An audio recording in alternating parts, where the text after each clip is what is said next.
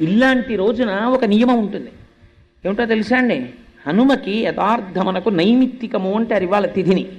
ఇవాళ తిథి నాడు 108 సార్లు స్వామికి ప్రదక్షిణం చెయ్యాలి ఓపిక ఉన్న వాళ్ళు. 108 ప్రదక్షిణాలు చేసేటప్పుడు కూడా ఒక నియమం ఉంది. 108 ప్రదక్షిణాలు చేస్తూ మధ్యలో ఎవరో కనపడితే పినిగారు బాగున్నారా అంటూ నడవడం అలా చేయకూడదు. ఎవరు కనపడినా ఒక నమస్కారం. అసలు యథార్థమనకు దేవాలయంలో నమస్కారం వేరొకరికి చెయ్యకూడదు. ఆయన ఎంత ప్రాజ్ఞుడు అనివ్వండి, చెయ్యకూడదు దేవాలయంలో. దేవాలయంలో ఎవరున్నారో ప్రధానమూర్తి వారికే నమస్కారం. ఒకవేళ వేరొకరు చేసినా వీరేమంటారంటే దేవాలయంలో ఎదురుగుండా ఎవరున్నారో వారికి హనుమత్ పరబ్రహ్మార్పణమస్తు అంటారు తప్ప తాను ఆశీర్వచనం చెయ్యడు. చెయ్యకుండా ఇది దేవతకు చెందుగాక అని పంపించేస్తాడు.